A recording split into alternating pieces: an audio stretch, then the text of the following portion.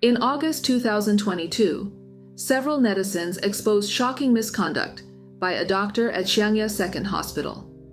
The allegations included diagnosing patients without tumors as having cancer, cutting healthy intestines to show families during surgery when no obstruction was found, removing a patient's pancreas without detecting cancer cells, and even smearing borrowed blood from the maternity ward on his clothes to scare families into buying hemostatic drugs. These revelations shock society. Welcome to Red Eastern True Crime. If you like true crime stories, please subscribe to my channel. Let's dive into this story. Liu Shangfeng, born in 1974, in Yiyang, Hunan Province, graduated from the Xiangya School of Medicine at Central South University in Changsha in 1998. He has worked in hepatobiliary surgery for over 2 decades and holds the title of Associate Chief Physician. According to Baidu, China's version of Google, he has a PhD in surgery, although no details were given about the institution or year. In 2018, Dr. Liu studied in the US, focusing on molecular biology, genetic testing, and treatment of gastrointestinal tumors. Dr. Liu began his career at the Hunan Provincial People's Hospital. At first, he lacked strong connections and expertise, but he quickly learned the hospital's reward system. He realized that the more tests and drugs a patient received, the better his performance ratings and commissions would be. However, Dr. Liu wasn't satisfied with the pace of his career. According to media reports, he later married the daughter of the hospital's director, Ku Quanfu, which gave him significant career advantages. But in November 2005, when Director Q was arrested on bribery charges, Liu quickly cut ties with the family and divorced Q's daughter. Dr. Liu then left Hunan Provincial People's Hospital and joined Xiangya Second Hospital in Changsha, where he became Deputy Chief Physician in the Department of General Surgery and Hepatobiliary Medicine. By 2020, he had moved to the Emergency Department, where he was Deputy Director of the Trauma Center, overseeing general emergency surgery. Xiangya Second Hospital, founded in 1958, is the largest first-class public hospital in Hunan Province and ranks 13th in the country. With more than 5,300 staff, including 900 specialists, and 3,630 beds, it's renowned for its advanced medical equipment and reputation. However, Dr. Liu's actions have brought negative attention to the hospital nationwide. On August 17, 2022, an online post by a self-proclaimed insider of the medical system accused Dr. Liu of several unethical acts. The post quickly went viral, prompting more people to share their experiences. Some identified themselves as family members of victims, while others were former interns who worked under him, and even provided evidence. The post quickly garnered over 1 million views, and by the next day, Dr. Liu was trending on Weibo as public outrage grew. In many Chinese hospitals, emergency surgery is considered a secondary specialty, with no dedicated wards or operating theaters. Xiangya Second Hospital was no exception, but when a vice president with an emergency medicine background took over, the department was expanded. This expansion included a trauma center with dedicated beds, an intensive care unit, and dedicated operating theaters, allowing the emergency department to perform surgery independently for the first time. Dr. Liu took advantage of these changes. He selectively admitted patients with minor conditions, significantly increasing the number of emergency surgeries and boosting the department's revenue. More complex cases were referred to specialists. Over time, his practices escalated from overprescribing drugs and tests to performing risky surgeries for profit, with little regard for patient safety. Colleagues described him as bold and domineering. He often changed surgical plans without authorization and intimidated patients and their families, warning them of life-threatening consequences if the operations weren't carried out immediately. He ensured that consent forms signed by families emphasized that the operations were voluntary, thereby protecting himself from legal liability. Night operations in the emergency department often require collaboration with anesthesia and internal medicine. But Dr. Liu withheld even small overtime payments from doctors involved in night operations, keeping the funds for himself. He also withheld on-call pay from the interns he supervised. Despite earning at least $15,000 a month in unreported income, Dr. Liu wouldn't spare a few dollars for his colleagues. Liu used his power to recommend medical students for graduate and doctoral programs, forcing them to help with experiments and write papers. In public, he presented himself as a respected scholar and doctor who was loved by his patients. A report on the website of Xiangya Second Hospital once highlighted a story in which an elderly woman thanked him for saving her life after a complex operation.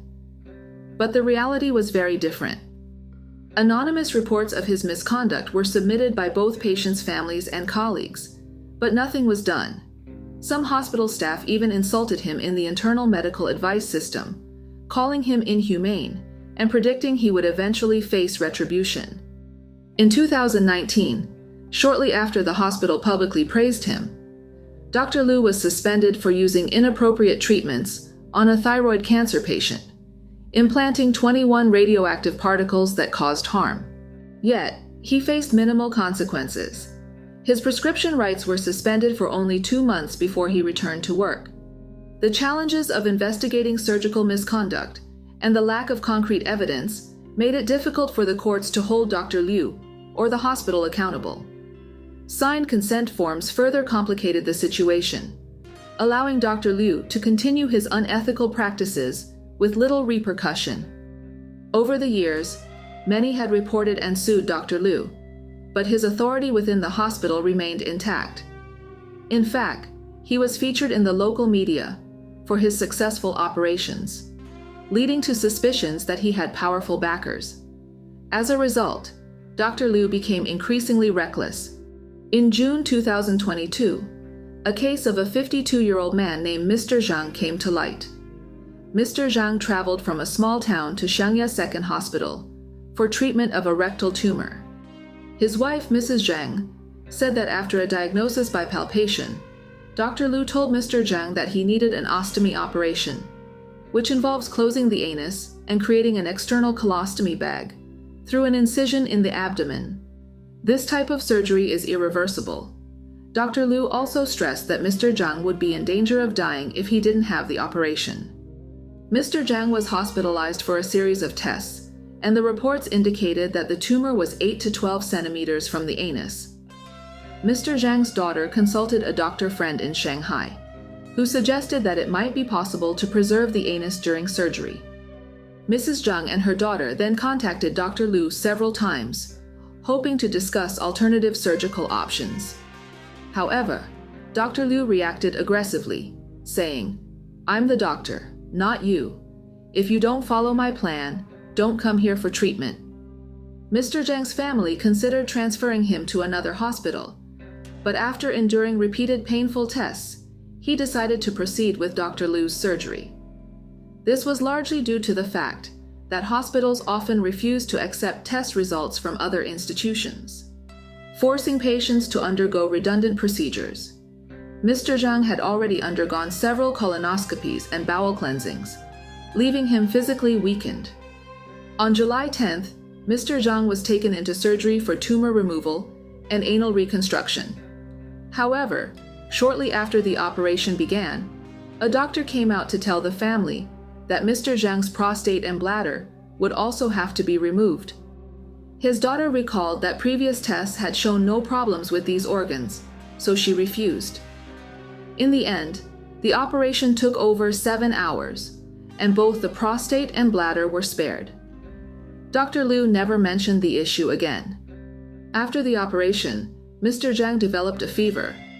Dr. Liu attributed this to malnutrition and recommended an expensive protein powder, which wasn't covered by insurance, and wrote a prescription for Mrs. Zhang to buy a specific protein powder from a small shop in the hospital, which cost nearly 500 RMB, about $70 per packet.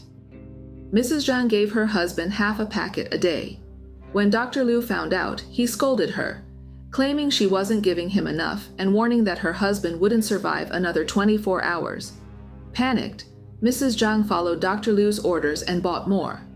spending more than 6,000 RMB, about $890, on protein powder alone.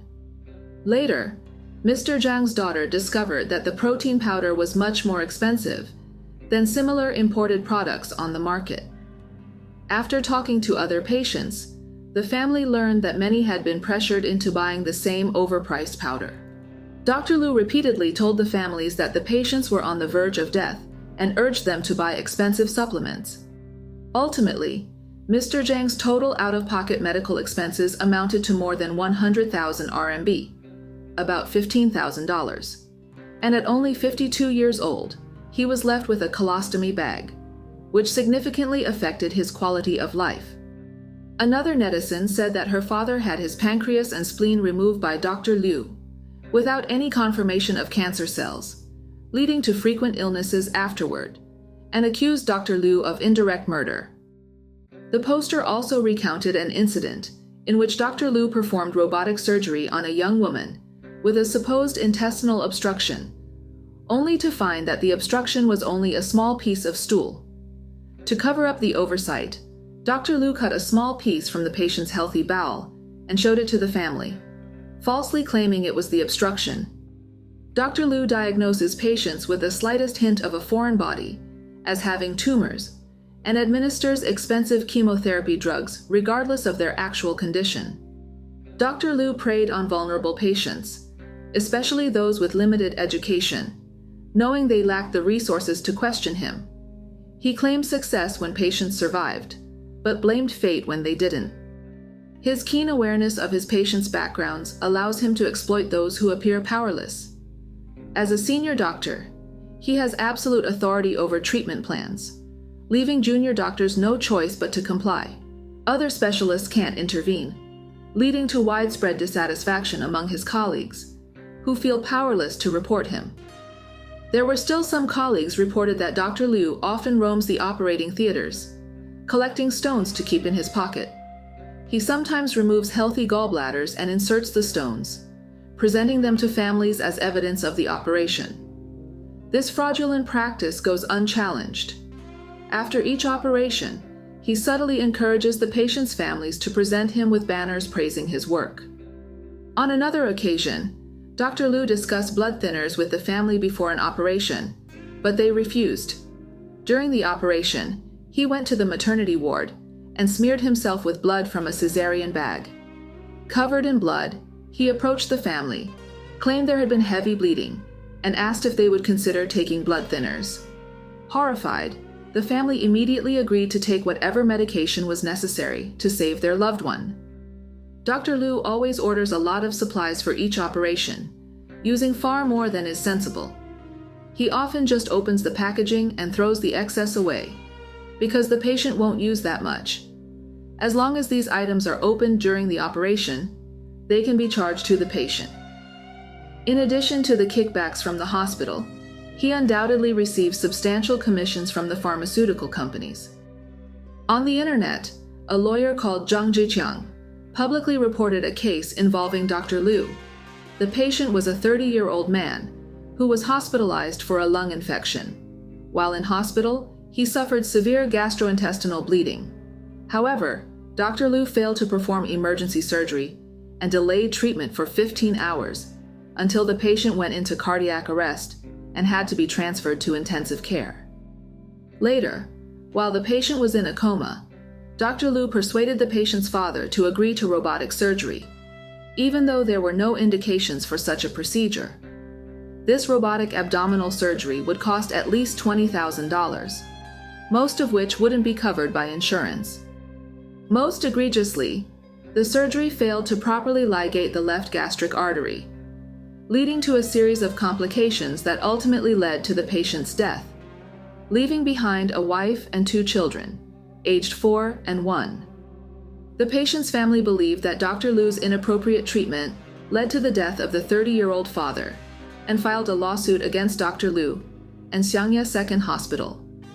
A Changsha court found that both the hospital and Dr. Liu bore secondary responsibility, but the exact verdict has not been made public. According to lawyer Zhang's recollection, Dr. Liu repeatedly deflected blame during the trial, playing down his mistakes and showing no remorse for the patient's death.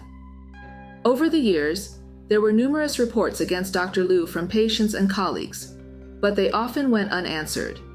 It wasn't until patients, interns, lawyers, and hospital staff banded together to share case files, recordings, and videos online that the hospital began to take action.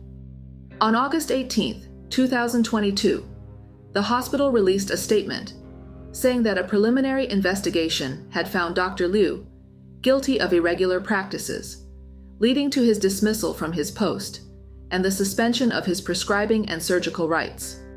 Further investigations were promised, along with a commitment to make the results available to the public. Following the announcement, colleagues commented, "It's widely known, but there's nothing we can do." The hospital's announcement sparked public outrage. On August 25th, media reports revealed that Dr. Liu was being investigated by the Changsha Municipal Supervisory Committee for serious violations of the law. At this point, the seemingly untouchable Dr. Liu was finally facing consequences. On September 5th, 15 other doctors from Xiangya Second Hospital were punished for their own violations. The revelation of Dr. Liu's misdeeds struck a chord with the public, highlighting the difficulties ordinary people face in accessing healthcare in China. Countless people began to follow the case closely. In October 2023, a rumor circulated online that Liu Xiangfeng had been sentenced to 20 years in prison and fined 9.2 million RMB, but this was later confirmed to be false. Some people even called the Changsha Intermediate People's Court for clarification, only to be told that the case was still in the first stage of trial, and that updates would be released as they became available. To date, there have been no new developments in the case. Information about Dr. Liu's actions come mainly from anonymous reports from colleagues, patients' families, and lawyers. But these are considered to be highly credible, and the hospital has not issued any statements to refute these allegations. Dr. Liu's actions have tarnished the reputations of many dedicated doctors and deepened patients' distrust of hospitals and healthcare providers. His case has caused panic because it's inconceivable that a doctor could resort to such unethical means to profit at the expense of patients. It's not just a failure of medical ethics, it's outright harm and criminal behavior. The questions remain: how many patients did he exploit? How much money did he extort? And what kickbacks did he receive? Who protected him and allowed him to operate with impunity despite years of complaints? To date, neither Xiangya Second Hospital nor the authorities have provided the public with satisfactory answers. Dr. Liu's blatant lack of empathy has led him to exaggerate patients' conditions and pressure them and their families into accepting costly drugs, surgical instruments, and treatment plans, maximizing profits at the expense of individuals' lives and their families' futures. While Dr. Liu's case is particularly egregious, it's not an isolated incident in Chinese society. Many hospitals engage in some form of excessive medical practice, where doctors rely on prescribing drugs and receive kickbacks from pharmaceutical companies as part of the unspoken rules of the industry. Dr. Liu's ability to operate with such impunity for so long reflects the environment that allows people like him to thrive. This environment is rooted in China's healthcare system, which relies heavily on drug sales to support medical practice. The government allows public hospitals to add about 15% to the wholesale price of drugs to maintain normal operations. Public hospitals generate revenue from three sources: government funding, medical service fees, and drug markups. Local governments provide limited subsidies to public hospitals, and some large public hospitals rely on self-generated funds for more than 90% of their budgets. Medical service fees are relatively low. In Beijing, for example, a basic consultation without tests or prescriptions costs between $7 and $14. With insurance, patients can be reimbursed almost $6. So, if doctors don't prescribe drugs or order tests, their income from fees for medical services is low. As a result, hospitals are heavily dependent on drug sales and medical tests for income, with many public hospitals generating 40% to 70% of their total income from drug sales. The profit-driven nature of these hospitals leads to significant problems, such as over-medicalization and difficulties in accessing affordable, effective medicines. Hospitals either don't buy these drugs, or doctors refuse to prescribe them, leading to their gradual elimination from the market. Companies that produce low-cost medicines often operate at a loss for long periods, or even go bankrupt, making healthcare increasingly expensive for ordinary people. In China, total health expenditure is only 4.7% of GDP, lower than in similarly developed countries. However, drug costs account for 2% of GDP, making China one of the world's highest spenders on pharmaceuticals. What do you think about this case? Please share your thoughts and opinions in the comments section. Thank you for watching. If you want to see more crime stories, please like and subscribe to my channel.